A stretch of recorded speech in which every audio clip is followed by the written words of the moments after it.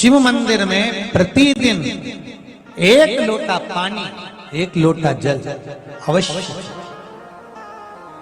अवश्य चढ़ाना।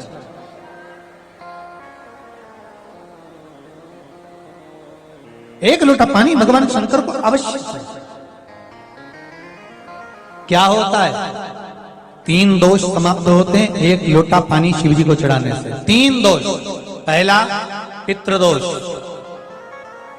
दूसरा वास्तु दोष और तीसरा कालसर्प दोष। जब हम घर में से जल लेकर जाते हैं तो हमारे घर का पानी जब जाता है तो घर का जो वास्तु केंद्र होता है वो रसोई घर होता है। रसोई घर में से जल ले जाकर शिव जी को चढ़ाते हैं तो उससे वास्तु दोष समाप्त होता है। दूसरे नंबर पर है पितृदोष। घर का जो मटका होता है, परिंडा होता है, हंडा होता है, वो पितरों का स्थान होता है।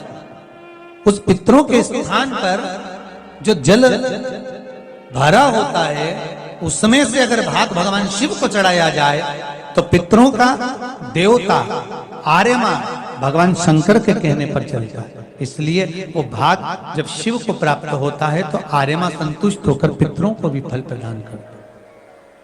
तीसरे नंबर पर कालसर्प दोष। भगवान शंकर को 1 लोटा पानी अगर चढ़ा रहे हो, भगवान शिव पर 1 लोटा पात्र जल का अगर चढ़ा रहे हो तो आपका कालसर्प दोष समाप्त। कालसर्प दोष होता कैसे? शंकर भगवान का चढ़ा हुआ जल तुलसी जी में चढ़ाने से पत्रिका में कालसर्प दोष हो जाता है। जैसे माँ जो होती है ना, घर की जो माँ होती है, अगर गर्भ में बच्चा है, गर्भ में संतान है, और वो शिव जी पर अगर 1 लोटा पानी जैसे शंकर जी पर जल चढ़ाया, थाली में सारे भगवान को निला लिया, गणेश जी, देवी जी, शंकर जी, सारे देवताओं को एक ही थाली में रखकर स्नान कराकर वो शंकर का चढ़ा हुआ जल जब चढ़ाया जाता है तुलसी जी में ले जाकर लोग डाल देते हैं, उससे जो बच्चा जन्म लेता है उस बच्चे की पत्रिका में कालसर्प दोष आ जाता है।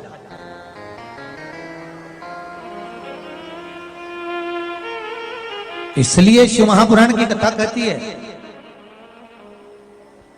सारे देवताओं को भले एक ही थाली में स्नान करा लो, एक ही पात्र में स्नान करा लो, पर देवाधिदेव महादेव को एक छोटे से पात्र में अलग से स्नान करा लेना चाहिए, अलग से।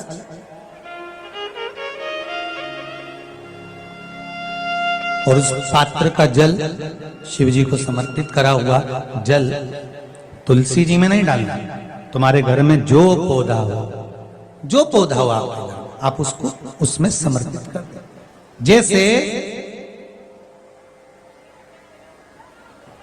बेलपत्री चढ़ाने के बाद जल चढ़ाना या जल चढ़ाकर बेलपत्र चढ़ाना। एक पत्र है, बड़ा सुंदर है, छोटा सा भाव, प्रश्न अच्छा है, आप सबके हित का।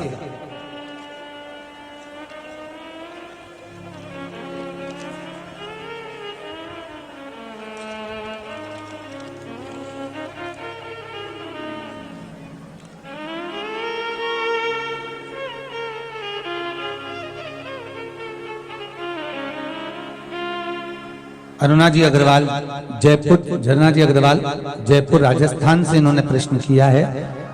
गुरुदेव, दूध, कच्चा दूध केवल शिवलिंग पे चढ़ाना चाहिए या पूरे शिव परिवार पे चढ़ाना चाहिए? प्रश्न अच्छा है। और शिव महापुराण की कथा रुद्राक्ष उत्सव चल रहा है तो आप उसको समझें। दूध केवल शिवलिंग पे चढ़ाना चाहिए या जो शिवलिंग के आसपास में सभी परिवार विराजमान होता है उस पे भी चढ़ाना चाहिए? अगर लिंग पुराण आप उठाकर देखेंगे तो लिंग पुराण में एक बड़ा सुंदर संवाद आता है जिसमें